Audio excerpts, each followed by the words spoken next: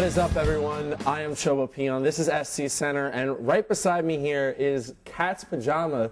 CatsPajamas, by the way, it's plural. You may remember him from All Weekend, all his work. Now, Cats, it's kind of amazing to see all the stuff you're doing. When I met you, you were a young go-getter with a lot of heart and even more beard. And today you still have heart, less beard, although I am digging this. Thank you. I am enjoying this. You basically, I mean, tell me if I'm wrong, you basically talked your way into a job at IGN, and your job is talking, so it makes sense. You worked hard, and here you are casting to hundreds of people in an amazing stage here, and 50,000 viewers at home. I mean, I wish I could come up with a better question. What's that like? No, it's incredible. It's absolutely amazing. I'll actually give a little bit of background on how I talked my way into the job, as you mentioned. I was at MLG Dallas. I paid my way down to that trip because I wanted to start making connections, see if I could make it go with this as an honest career. And the commentary at MLG was apparently being picked up by the players. They didn't have booths for MLG Dallas this year. And so they had to actually cut the commentary for the entire live studio audience. So I ended up sitting in the front row next to David Ting, our general manager, vice president of esports. And so I ended up just personally commentating Idra versus Kiwikaki to him. You know, I was just basically, he was asking me questions. I was telling him information, letting him know what was going on. 2 days later, he gave me a job. Do you know who it was when you were doing it? Yeah, no, I knew who it was. I had been introduced to him a couple of times, tried to make a good impression, but was really fortunate to sit down and talk to him. I gotta be honest, I tell that story all the time. I tell this story because it's amazing, like stroke of luck, but also just obviously you made an impression. So kudos on that. Thank you. Can you talk about your experience here? Just what's it like being up there? What's it like working at an event like this? I mean, I imagine it's one part stressful, one part thrilling. Yeah, it's a big change of pace. I've got to admit, the atmosphere is unparalleled. I've never done anything like this before. As far as from a live perspective, I'd done theater in like high school and stuff like that, so I had experience in front of a crowd. And when I'm casting online, the numbers don't necessarily affect my casting. I'd like to think that I casted the same way when I had 10 viewers as I do when I have 50,000 viewers this weekend, you know.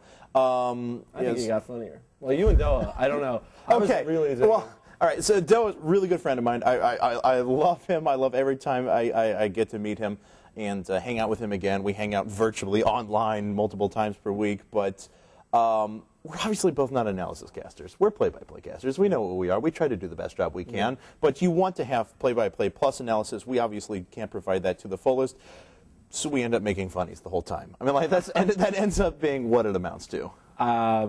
I'm fine with that. I mean, I don't know. I know, obviously, opinion isn't 100% positive. It never will be, but I was enjoying it a lot, and I enjoyed Wheat and. Oh no, Wheat and Apollo, HG Pain User, you guys have been doing an amazing job. I was sitting there and just listening to Wheat and Apollo for the past 4 hours, and they have been incredible. But to more directly answer your question as well that you were talking about, so I don't really get affected going out on stage and doing the casting itself. But afterwards, it kind of hits me, wow, like 50,000 people just heard what I said. And that's a seriously big thing. I mean, I can't tell you how much that means to me. All right, awesome. Let's get right to the games. And obviously, you can jump in, give your input on any of these games if you found them interesting or not. We're sort of in the middle of the round of 16 to the quarterfinals right now. We're going to continue that tomorrow. So tomorrow is going to be Red and Lucky, and Red is moved through to Muslim, who obviously has gained a lot of exposure lately with great ladder play, and Alive, some games which I thought were really great. You casted those games, right?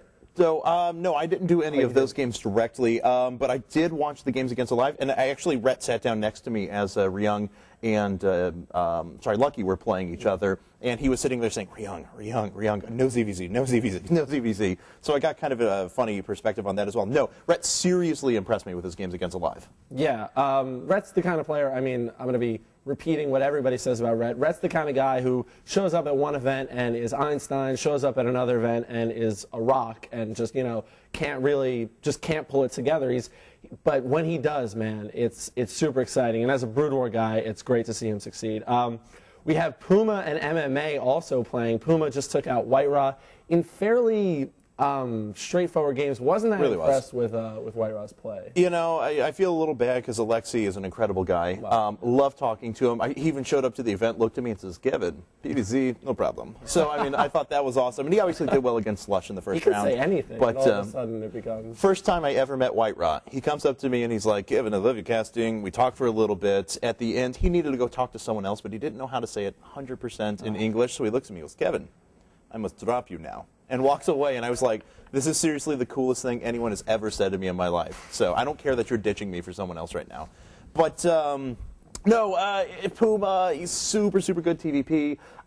White Raw, while awesome, one of the best Protoss players in Europe at the moment, maybe still not quite there with the top tier and Korean players in the world at the moment.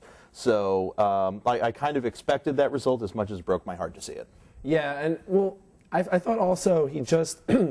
As much as I would say he's not there, he also wasn't just on form, I thought, in that game. But Puma is going to be playing MMA, and MMA also won pretty convincingly against Sleep. We have... Although he had a couple of kind of questionable engagements in those games, I thought. So MMA put himself really ahead early on and was doing really well in those games, don't get me wrong. But I'll be curious to see how well he ends up doing against Puma. Normally I would have stacked MMA ahead of Puma, but Puma's really been impressing me this tournament. That's fair enough, yeah. Man, the quarterfinals are looking strong. I gotta say, you know, someone was saying earlier, you know, all the problems that IPL has had, it doesn't matter. You guys have been blessed with such amazing games, I got to tell you. And everyone was saying, you know, when all the problems were going on, Friday and Thursday is one thing, but if you guys have a great Saturday and Sunday, it's all forgiven and mostly forgotten. And you know, we've been very happy with the community too. Yeah. A lot of people recognize that the major difficulties that we had on Thursday and Friday were out of our control. Yeah. I'll be honest, there's some things that we've done that have been under our control. The man with the Planderson for one. But, you know, people seemed to be like, okay, well, yeah, we know you got blacklisted 20 minutes before the event. That happens. Yeah, well, the vehicle of esports literally crashed and killed esports. But, you know, what if that happens? Bizarre. At no point did we sit down in our planning meetings and say, we need to have a contingency plan in case a truck crashes the fiber backbone of all of South Central Jersey. I got to tell you, when that rumor first started spreading, like people were tweeting about it and stuff, I would say about 70% of the people in the room when the tweet came out were like, no, that's bullshit. Like, that is bullshit. Some, like, Comcast fucked up. It's Comcast. You guys, I mean... Doe and I went out to the scene, though. Like, we live reported from the scene. Oh, man. Yeah, it's actually, I hope they make a VOD of it because we had Lonnie out there. Yeah, Lonnie went out there with the crew, and David Ting was out there as well, along with Doe and I. And we sat there and actually commentated what was going on and the Comcast crew trying to work on the scene. So. We would have loved to have watched it live from the casino, but we didn't have the internet. So. Anyway, the STC moved on after beating Select and Cats. We also have Thorzane and those games are actually beastly. So yeah, STC looks so good right now. Yeah. I would say so. Thorzane and Idra are coming out to play. Idra has some kind words for Thorzane. Why not? Because Thorzane's strong. Thorzane beat Smanishiwa, not the most impressive win, but still a very good win. And Idra beat Artist. Yep. Convincingly. I'll talk about this a little bit. I think Artist had a little bit of jitters. This is his first time to the U.S. ever. He was obviously a player who played for FOU and was teamless for a while until Rain picked him up here stateside. But the guy's a lot stronger than he let on in those games. I really have high hope for him in the next couple of months. I know he's going to be playing at MLG Orlando next week, and I seriously expect him to make champ bracket and do really well. It's a completely different experience, and I think that, you know, first land jitters are a classic case. And these are a lot of experienced players who know what the Western fans are like, even though these fans are loud. Yeah. These fans are loud. So it was awesome to see that, especially after the first couple of days, when even though we all knew, you know, it's Thursday and it's 21 plus, of course it's going to be, we were still all a little... God, I hope people really come. Well, they came, and they were loud, and that was very cool. But I kind of want to get to the next one because it's Violet and Stefano, and I just have to talk about it. Stefano Kiwikaki. I've never seen a crowd jump up out of their seats to roar quite like that. I think Kiwikaki in game number 2 used 5 or 6 recalls altogether off of a mothership, had 2 motherships in play, double Vortex at the end to win the game. Wow. he is crazy. And it's the best game I've ever casted, bar none. The longest game Doe has ever casted. That was a cute little moment when he was like, and the second has just passed. Man, but you know what? Stefano comes away with the victory. Stefano, who I just talked to the other day after obviously big controversy over Complexity and Millennium. And he gave an honest answer over it. He's like, I don't care so much about this or that or the other thing. I'm playing to make money. And you know what? It's an honest thing, and it's not an evil thing. He's frank about it. He's certainly not an evil guy. You know what I mean? If you ever talk to him, he's a nice guy. So good for him for winning. Overall, some strong play from both of them. But I can't help but, anticipate the next time I see Kiwi Kaki play. Jesus Christ, that was... No, that was fantastic. And, it was very interesting when he decided to go into... He opened with a double gateway Chrono Boosted Zealot again to try and deny the third out of Stefano in game number 3. It's like, okay, that's great. Stay away from Stargates this time, man. He knows it's coming. Put down the 2 Stargates, 2 Void Rays came out. Stefano was immediately prepared for it and just rushed him after that. And it was sad because I really wanted Kiwi to do well. Nothing against Stefano. Love him to death. Did great in our qualifiers. But after that Game 2 performance, I was going to see if Kiwi could actually capitalize on the momentum. Yeah, well, everyone was rooting for Kiwi. I mean, he came out of the booth after his loss, and everyone chanted, Kiwi, Kiwi. And it was amazing because after the first win, it was an hour-long, ridiculous game, back and forth. He wins, no smile, nothing, cold-blooded. He's like, all right, pro poker player, man. He's like, game 3, let's go, let's do it. And I was like, I was a bit taken aback because I just couldn't imagine. But then he comes out after that one, and you guys said they chanted his name, and he smiled. He looked awesome. He looked like it finally, it's good to see the players, realize how much the fans appreciate them. Yeah. That kind of connection is sort of a foundation on what this is all built off of. So it's really amazing. And then we have Huck and Inori coming up. Any thoughts on that one? Mostly I want to talk about Inori beating MC 2-1. That was kind of a little ridiculous, actually. Doe and I had the pleasure of casting that. I knew these two guys were very, very good PvP players. Didn't expect the matches to get that close. I really thought MC had a chance to win. Game number 3 does a double immortal double immortal Warp Prism play with a main force running around his opponent's main and natural on Shattered Temple. And he walks in with the 2 immortals, picks off a couple of pylons, absolutely for free, supply blocks his opponent, even though he expanded. MC had the bigger army, comes back, gets just that too greedy, tries to get a 3rd pylon, picks up, and just as the Warp Prism is getting out of range, it gets picked off, and he had no chance after that. So I was a little bit sad for MC, but because of that control, that's what lost him the tournament, and that's sad. That was one of the very few games today that I missed. I was actually able to spend most of the day in Circus Maximus, unlike the previous days, and I feel kind of bad that I missed MC is that one guy that's like, when you see him bouncing around on stage, I'm the best player ever, ha ha ha, subtle middle finger at you, Idra, stuff like that. He did, like at MLG, what was the one he came to? I forgot if it was Columbus or Anaheim. But he comes out, gives the subtle middle finger into the down thumb. Yeah. But when MC loses, he looks like his soul has been stomped on, and he was so sad, and I felt bad for him. He's a character. He's a guy. He's another guy. You talk about the connection with the fans. MC's another guy who people feel that connection with. Kiwi Kaki through his play, mainly because he's not out there. He's not, he's just not extroverted. But MC's a guy who just puts his feelings on his sleeves or in his fingers. When he speaks English, he gains 100 fans with every word, I feel. And so it was amazing that he lost, I thought. I didn't see it, but after his performance in the group play, that was pretty cool. Also, last night, or early this morning, really, the GSTL finals took place. And we had a bit of a viewing party because Mr. Che is here and Torch is here. And Mr. Che and Torch actually had a bet going on. They were both up till, 5, 6 a.m., whenever it was going on. I wasn't able to stay out because I'm not insane. Like some of the people who watched IPL and unfortunately, then watched I had to work, so I couldn't watch the matches. I wish I did, though. I hear it was a really good game, some base trades. I'm going to watch the VODs ASAP. Oh, yeah. I recommend you guys do as well. But yeah, MVP won 5-3 over Prime. Not really a big surprise. Mr. Che bet on Prime, though.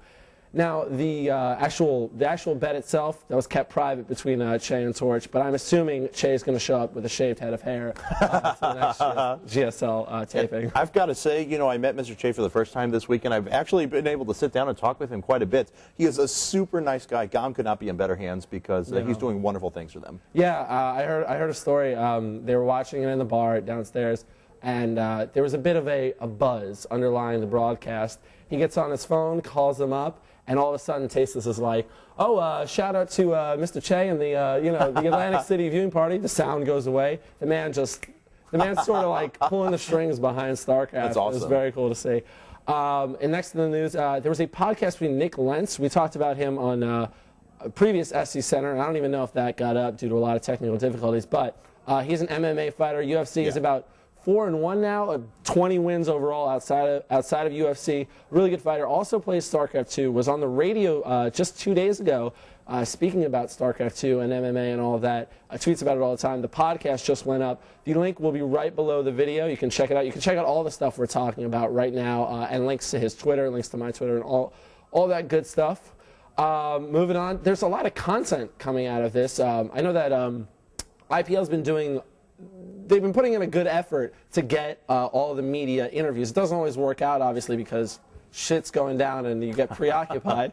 But when it does work out, it's really nice. I know that In Control, Doa, and this man right here, CatsPajamas, were interviewed by Rakaka. How did that go for you? Doa and I were interviewed at the same time. They asked us, pretty standard fare. How did you get into esports? What do you think of this venue so far? How have you been happy with the tournament? The fun part was at the end when they asked us a bunch of true-false questions about Sweden. So, yes.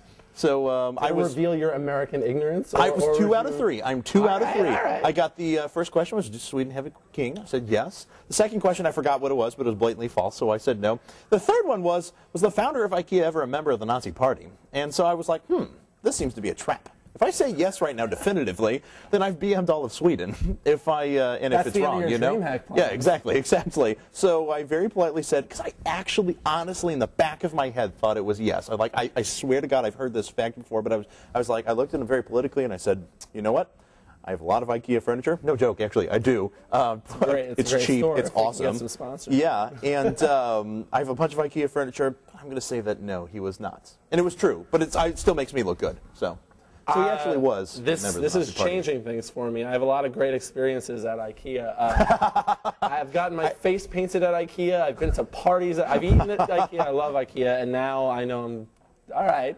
Well, I'll have to cope with that. This might be a sleepless night tonight. Also, though, we interviewed an artist from Rain who just got knocked out by Asia, but still an interesting interview talking about what it's like to be on a foreign team, the differences between foreigners and Koreans, and just his experience here at IPL 3. We also got an interview with someone we mentioned before, Lonnie, who everybody seems to love in the entire world. I mean, Reddit, at one point in time, the top 5 threads on Reddit were just, we love Lonnie. You know what I mean? We talked to her about what that was like for her. And in one word, bizarre, I think. Bizarre but good. She's obviously very grateful, but she's like, wow. I actually work with her every day. She works in our offices at IGN. She's actually engaged to our lead engineer, Bennett. So, awesome. Yeah, absolutely. So she's an integral part of the IGN team, and she is our chat mod, actually. She runs the broadcast. She gets everything set up for the broadcast and stuff like that, and then runs chat afterwards. So it's actually kind of a very surreal experience for her because she's actually a biologist, believe it or not. And just moved up to San Francisco with her, with her fiance and things like that, and decided to go ahead and work for us for a little while. So this is very surreal for her. She's picked up like 700 Twitter followers in the past 2 days, as people are figuring out who she is. Skyrocketing to fame. But, yes. Skyrocketing, and we're riding her coattails. We posted it up on Reddit. Boom, 70 upvotes. We don't care about StarCraft. We're in it for the upvotes, and we got it. So, which, by the way, Reddit, I love you all. I've actually, in the past 3 days, I've had 3 front-page threads about myself. So 2 of them with 200 upvotes. So I'm awesome. I'm super flattered. You guys are amazing. So. Yeah, Reddit's been seemingly really positive. I know when obviously it's been stuff about you, stuff about Lonnie. When the Kiwikaki Stefano thread happened, it took about, I don't know, a second for 500 upvotes to bam, invade the front page of Reddit proper. Yeah, as of the last time I checked Reddit, as of this recording, it was actually number 7 on r/all or something along those lines. That's amazing. So, I'm going to go ahead and use the power of the internet and check exactly what it is. Oh, we're at 1,077 upvotes. Pretty impressive. That bodes well. 526 comments. And I look at that, I'm like, I casted that game. That's so awesome. Cool. But that's awesome. That's going to be a game that people are going to go back and watch, for posterity. So there you are. It's the best game I've ever seen. Yeah. Definitely the best, at least the best game I've ever seen live. I'm struggling to go back and find another one, but definitely amazing, especially the reaction from the fans. I loved it, and just the production. I don't know who's handling the lights for IGN, but whenever a dramatic moment happens, I don't know if you guys are able to really see this at home. Whenever a dramatic moment happens, the lights change to red, and I like. It's gonna sound cheesy. The lights change to red, and they're swirling, and it's amazing. And I will actually give I will give credit where credit is due. That is Location Connect. They are our production partners, and the guys from who did The Office. No, that's actually different. Reveille is the production team from The Office. They are actually here to scope out things, and I'll give you guys an inside scoop to see if esports content is viable for television in a reality format or something like that following gamers around. So we'll see if something like that is actually able to happen. That makes me so nervous. Yep. On so many levels. But they are our guests. But no, Location Connect is actually our production team. So okay. Yeah. Wow. Okay, that was a scoop. All right. I don't know how I move on from that. When I say that, don't blow that a little bit out of proportion because they're but bear in mind that they travel to 10 different events during the week, and of the 40 events they see per month, maybe 1 or 2 of those turns into a pitch. So yeah, still really cool that they're here and scoping things out. So everyone be on your best behavior, and if you see them at the bar, buy them a bunch of drinks. Also, July got interviewed, I believe, by UpCloseGamers.com, which is a site that I've been seeing a lot lately. They've been doing a lot of content, so tip my hat to you guys. You guys have been putting out really awesome stuff. He talked about DreamHack. He talked about his past, apparently, the Golden Mouse, obviously. He talked about Flash, J-Dong, stuff like that. So I'm going to watch that interview. I haven't actually had time to see it because if you haven't noticed, it's been kind of hectic around here. But that is on my to-do list because it's July. Do I need to explain myself? I don't really think so. All right. The next thing we have to talk about, and Sundance is a guy, the CEO of MLG, obviously, is a guy who he's a prolific tweeter, a bold tweeter, let's say, whatever adjectives I can come up with. Good way to put it. Yeah. He came up with this tweet. Just got an email from an MLG fan at IPL 3 event. Staff told him that he couldn't wear his MLG shirt in the venue. A fan, not a player, frowny face. When I saw it, immediately I shook my head. I'm not going to lie. As well you should have. Yeah. It seemed, first of all, let's say it's a fan calling him up. It seemed weird. He later retweeted that it was several fans that told him this, that gave him a phone call. How did you take this? Like, how did you hear about it, and how did you guys take it? Well, when I first saw it, I scratched my head at first because that really confused me, especially given the fact that we have 2 staff members that were MLG employees that were running around in MLG shirts basically the entire week, even in and around the event itself. So I thought, well, why would we have singled out one fan? Could this have been some rogue volunteer that we didn't know of or something like that? It's very possible. This volunteer, he's appreciative of IGN's opportunity, so he goes into super fanboy mode and then decides that, whatever. But no, that's actually absolutely not the case. I checked with everyone on the court team. They had never heard of such a thing. The guy who was directly in charge of the staffing for the main venue, which would be the ushers and people involved with making sure that people aren't getting out of hand, stuff like that, that would actually be directly involved in asking people to leave if they were doing something wrong, had no knowledge of the event. And so this never happened. Like, it just flat out never happened. And I let Sundance know. He quickly tweeted back at me saying, oh, okay, thanks very much for letting me know. But I don't know. It's a little frustrating when we've always tried to be very, very political and very, very helpful in partnering with other organizations and trying our best to not create esports drama. There's too much of that in the world as it is. So political is an interesting choice of word because it might the connotation in one way might be I don't know, nice, but really it's sort of deliberate and purposeful, and it's hard. I mean, Sundance, you may very well have tweeted this just off the cuff. You heard this, you got a little, your blood boiled a little bit. You were like, what's going on? This is crazy. But you got to realize what this kind of thing comes across as. It comes across as, I mean, I'm saying this to my potential future boss. It comes across as childish. Yeah. And I love you, Sundance, but this was a silly tweet, to put it mildly. And so it seems that he has employees of his that are here at the event, and it seems like he didn't actually check with any of them before posting that tweet, and immediately backtracked when people called him on it. Anna Prosser, in fact, one of those who said that was very BM of him to do so. Yeah. So. I mean, I think that was the almost unanimous consensus here. It was a weird thing. Sundance knows how to use Twitter, that's for sure. But, he's a good hype machine. He's a very, very strong personality. Yeah. But who knows what the motivations were for this particular tweet? But I can tell you guys that that event never occurred. All right. Well, there it is. That's about it. We're going to wrap up here. I am chobopeon. He is CatsPajamas. Please plug yourself. Tell them where they can find you and what you're going to be doing next. Mostly, guys, it's just a pleasure that I'm even on here right now. So thank you very much for having me. I really do appreciate it. If you guys want to follow me, I'm on Twitter at CatsPajamasSC2. Mostly all my stuff is over at IGN.com/IPL. That's where you can find me. Awesome. It's been a real pleasure watching you rise to fame. I'm like gushing during this interview. I feel like I need to come up with a critical question. Did you kill someone in 1995? Wait, you know about that? All right, we're going to cut now. I'm chobopeon. This has been CatsPajamas. We're with ESFIworld.com right now. Thank you so much for watching. See you later.